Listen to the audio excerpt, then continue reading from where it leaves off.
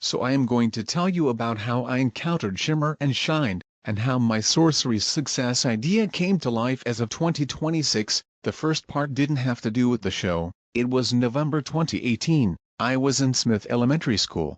We were playing this game called Kahoot, at the school's library, and when an answer came in, it had a bong noise, which I was wondering where I could get that source from. I found a video on YouTube called Rosie Puts Bots on Kahoot and Gets Grounded. I finally found the source, then I became into what they were called grounded videos. And also I was into favorite to least favorite characters lists. By then, I was in 3rd grade. That was when my creativity to make my own stories all started, starting with Story Mountains.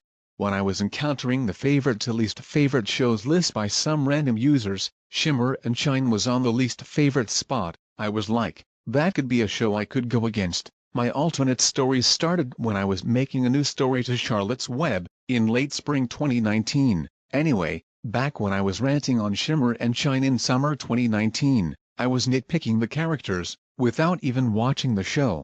Because most Vyond users never really even tried watching a show. At the time, I did not know she was named Zeta. At first, I thought she was named Zula, and I did not know that the dragon was named Nazbu. When I was making grounded videos of Shimmer and Shine between 2020, after the show got cancelled, and when COVID hit, still, at the time, I did not know them, what they sounded like.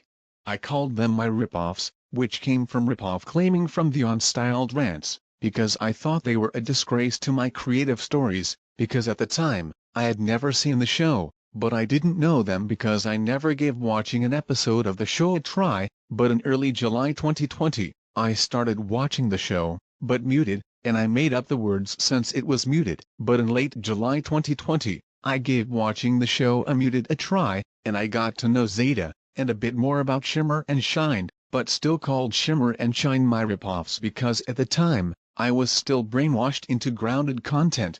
At first, I had seen the UK variant, and did not know there was a US variant. Nothing else major happened in August or September 2020, but in November 2020, that's when my curiosity on the show started, on the episode, Masquerade Charade. Then I got more into the episode in December 2020. After Christmas, I lost interest on grounded videos and Vyond-styled rants. Then in January 2021, I was curious on an episode that not only would impact the way I watched Shimmer and Shine, but the way I view the episode.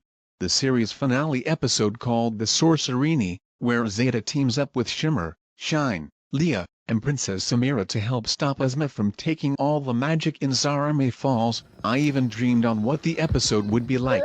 Then on February 3, 2021, I watched The Sorcerini for the first time, just 1 year after it first aired on February 9 that previous year. I was distraught on what I saw on what they did to Zeta. Samira offered her to be a genie again, but then Shimmer offers her to be a part sorceress and part genie, which she accepted. I was utterly upset that the show ended that way. Then later in late winter and early spring 2021, I got curious on more episodes following suit, and then I became curious on a new show that led to that same path, Jungle Junction, which helped me create Toadhog as a character in my creativity stories. After I finished my Smith Elementary tenure, and in the following years, nothing else major happened. But let's fast forward to 2024, because this is where the big moment comes in.